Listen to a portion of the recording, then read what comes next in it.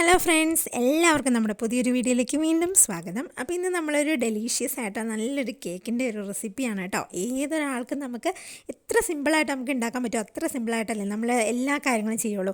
അപ്പോൾ അതുപോലൊരു സിമ്പിൾ റെസിപ്പിയാണ് കേട്ടോ ഈ ഒരു കേക്കിൻ്റെ. അപ്പോൾ നമുക്കിത് എങ്ങനെയാണെന്ന് നോക്കാം കേട്ടോ. അപ്പോൾ വീഡിയോ നിങ്ങൾ സ്കിപ്പ് ചെയ്യാതെ തന്നെ കാണാം കേട്ടോ, എങ്കിലാണ് നിങ്ങൾക്ക് ഫുള്ളായിട്ട് മനസ്സിലാവത്തുള്ളൂ. അപ്പോൾ നമുക്ക് നേരെ വീഡിയോ സ്റ്റാർട്ട് ചെയ്യാം. അപ്പോൾ ഞാൻ ആദ്യം തന്നെ ഒരു നോൺ സ്റ്റിക്കിൻ്റെ ഒരു ചീനച്ചട്ടി ഒന്ന് അടുപ്പത്ത് വെച്ചിട്ടുണ്ട്. ഒന്ന് നന്നായിട്ട് ചൂടായി വന്നു കഴിയുമ്പോഴത്തേക്കും നമുക്ക് അതിലേക്ക് ഒരു 2 ടീസ്പൂൺ നെയ്യ് ഒഴിച്ചു കൊടുക്കാം കേട്ടോ.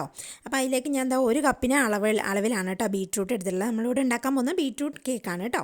അപ്പം നമുക്ക് ഈ ഒരു കപ്പിന് 250 ml ഒരു കപ്പിന് ഞാൻ ബീറ്റ്റൂട്ട് ഇട്ട് കൊടുത്തൊന്ന് വഴറ്റിയെടുക്കുന്നുണ്ട്. ആ ഒരു നെയ്യിൽ ഇട്ടുന്ന ചെറുതായിട്ടൊരു 3 മിനിറ്റൊക്കെ നമുക്കൊന്ന് വഴറ്റിയെടുത്താൽ മതി. അപ്പം നന്നായിട്ട് തന്നെ ഉള്ളൊക്കെ ഒന്ന് നന്നായിട്ടൊന്ന് വെന്ത് കിട്ടും.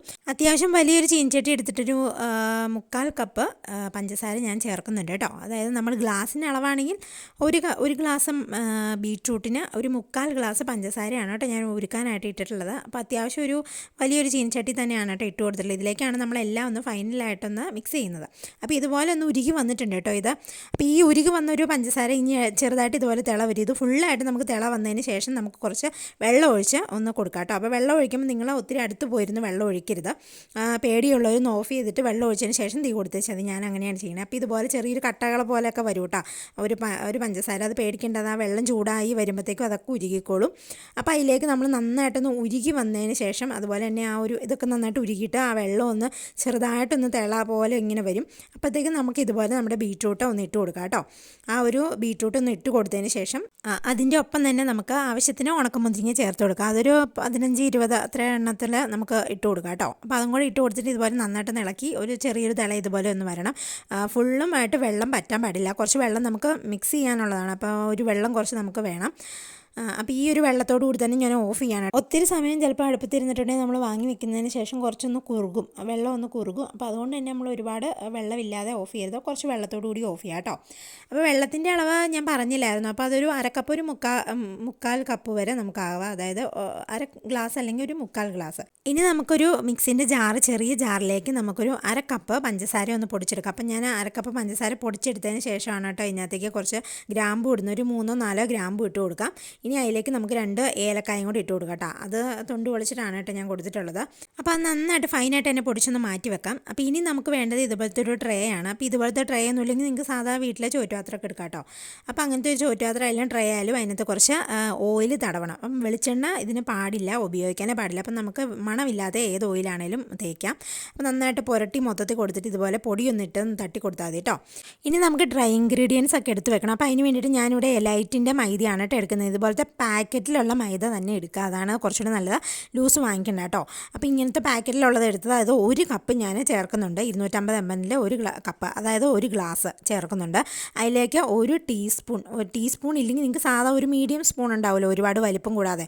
അപ്പോൾ അങ്ങനത്തെ ഒരു സ്പൂണിന് 1 സ്പൂൺ നിറച്ചും നമുക്ക് ബേക്കിംഗ് പൗഡർ ഇട്ട് കൊടുക്കാം. അതുപോലെ തന്നെ ഒരു 1/2 ടീസ്പൂൺ ബേക്കിംഗ് സോഡയും കൂടി നമുക്ക് ചേർത്ത് കൊടുക്കാം കേട്ടോ. അപ്പോൾ ബേക്കിംഗ് സോഡ ഒരുപാട് അങ്ങോട്ട് ചേർത്ത് കൊടുക്കേണ്ട, അതിൻ്റെ ഒരു ടേസ്റ്റ് മുന്നിട്ട് നിൽക്കും കേട്ടോ. അപ്പോൾ അത് ഒത്തിരി ചേർക്കേണ്ട, ഒരു 1/2 ടീസ്പൂൺ താഴെ ആയാലും നമുക്ക് കുഴപ്പമൊന്നുമില്ല കേട്ടോ. അതുപോലെ ഒരു 1/4 ടീസ്പൂൺ ഉപ്പും കൂടി ഒന്ന് ചേർത്ത് ഇതുപോലെ ഒന്ന് നന്നായിട്ടൊന്ന് ഇളക്കിയെടുക്കുക കേട്ടോ. അപ്പോൾ ഇതുപോലെ തന്നെ നന്നായിട്ടൊന്ന് ഇളക്കി നന്നായിട്ട് തന്നെ ഒന്ന് അരിച്ച് ഒരു 3 പ്രാവശ്യമെങ്കിലും ഒന്ന് അരിച്ച് നമ്മൾ എടുത്ത് മാറ്റി വയ്ക്കുക കേട്ടോ. 3 കുറയാൻ പാടില്ല, നന്നായിട്ട് തന്നെ 3 ഒന്ന് അരിച്ച് വയ്ക്കുക. അപ്പോൾ ഇനി നമ്മുടെ ഓവൻ സെറ്റപ്പ് ഇതാണ് കേട്ടോ. ഒരു ഇഡ്ഡലി ചെമ്പാണ് ഞാൻ വെച്ചിട്ടുള്ളത്. ഇതുപോലെ ഒരു റിങ്ങൊക്കെ വെച്ചിട്ട് ഞാൻ ഒരു 10 മിനിറ്റ് പ്രീ ഹീറ്റ് ചെയ്യാൻ വേണ്ടിയിട്ട് വെച്ചിട്ടുണ്ട് കേട്ടോ. അപ്പോൾ ഇനി നമുക്ക് ഒരു ജാർ എടുത്തിട്ട് അതിലേക്ക് 2 മുട്ട ഒന്ന് പൊട്ടിച്ചിടണം. ഇതൊന്ന് അടിച്ചെടുക്കണം കേട്ടോ. 1 മിനിറ്റ് ഹൈ സ്പീഡിൽ തന്നെ അടിച്ചിട്ട് കൊടുക്കുക കേട്ടോ.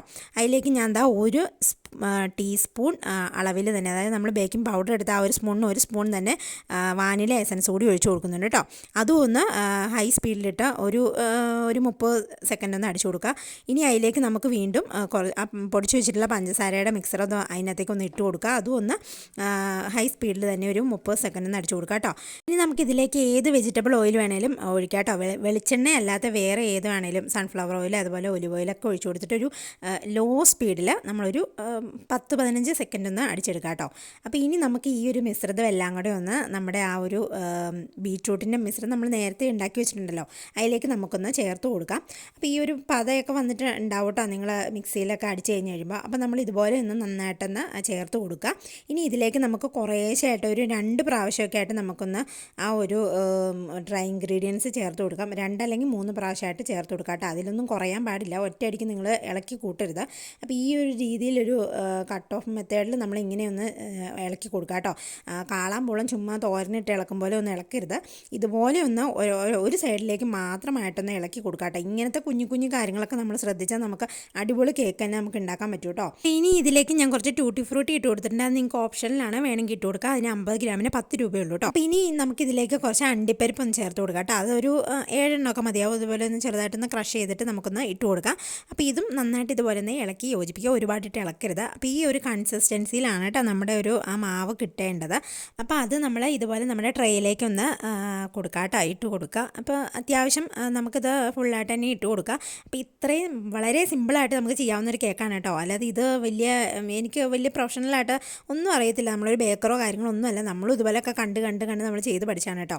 അപ്പോൾ ഞാൻ ഒരു 10 വീഡിയോ കണ്ടതിൻ്റെ ഒരു എക്സ്പീരിയൻസിലാണ് കേട്ടോ ഇതൊന്ന് ചെയ്ത് നോക്കുന്നത്. ഇതിപ്പോൾ ഞാൻ ഒരു 5-6 എണ്ണം ചെയ്തു കേട്ടോ. എല്ലാവർക്കും തന്നെ ഇഷ്ടമാണ്. അപ്പം നമ്മൾ ആ ഒരു എക്സ്പീരിയൻസിൽ ചെയ്യുന്നതാണ്. അപ്പോൾ ഒരു 10 വീഡിയോ കാണുന്നതിൻ്റെ ആ ഒരു എഫക്റ്റ് നിങ്ങൾക്ക് ഈ ഒരു വീഡിയോയിലൂടെ കിട്ടും, അല്ലെങ്കിൽ നിങ്ങൾക്ക് നൽകാൻ കഴിഞ്ഞു എന്നാണ് കേട്ടോ ഞാൻ വിശ്വസിക്കുന്നത്.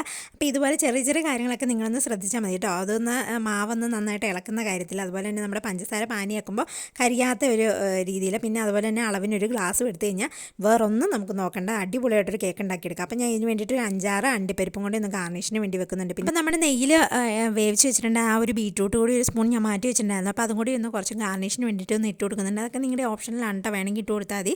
അപ്പം ഇത് നമുക്ക് നേരെ ഓവൻ സെറ്റപ്പിലേക്ക് വെച്ചിട്ട് ഒരു 25 മിനിറ്റ് കഴിഞ്ഞ് കഴിയുമ്പോൾ നിങ്ങളൊന്ന് തുറന്ന് നോക്കാം കേട്ടോ. എന്നിട്ട് വേണമെങ്കിൽ ഒരു പപ്പട സൂചി വെച്ചിട്ടൊന്ന് കുത്തി നോക്കുക. അപ്പോൾ ആ സൂചിയിൽ പറ്റിയിരിക്കുന്നുണ്ടെങ്കിൽ വെന്തിട്ടില്ല, പറ്റിയിട്ടില്ല എന്നുണ്ടെങ്കിൽ വെന്തിട്ടുണ്ട് കേട്ടോ. അപ്പോൾ എനിക്കൊരു 50 മിനിറ്റ് എടുത്ത് ഇതുപോലെ ഒരു കേക്ക് ഒന്ന് റെഡിയായി വരാൻ വേണ്ടിയിട്ട് 50 മിനിറ്റ്. അപ്പം നിങ്ങൾ ഇടയ്ക്ക് 25 മിനിറ്റ് കഴിഞ്ഞാൽ നിങ്ങൾ ഇടയ്ക്കിടയ്ക്ക് വേണമെങ്കിൽ ഒന്ന് തുറന്ന് നോക്കിയിട്ടൊന്ന് കുത്തി നോക്കി കേട്ടോ, പേടിക്കാനൊന്നുമില്ല. അപ്പോൾ നല്ല അടിപൊളി കേക്കാണ് കേട്ടോ ഇതുപോലെ കിട്ടിയിട്ടുണ്ട്. അപ്പോൾ നല്ല ടേസ്റ്റിയാണ്. അപ്പോൾ നമ്മുടെ ക്രിസ്മസ് നല്ല ഒരു ബീട്രൂട്ട് കേക്ക് ഇഷ്ടപ്പെട്ടു എന്ന് വിശ്വസിക്കുന്നു. അപ്പോൾ നമ്മുടെ വീഡിയോസൊക്കെ ഇഷ്ടപ്പെട്ട എന്തായാലും സബ്സ്ക്രൈബ് ചെയ്യാൻ മറക്കരുത്. ലൈക്ക് ചെയ്യണം, ഷെയർ ചെയ്യണം, കമൻറ്റ് ചെയ്യണം. Okay, by.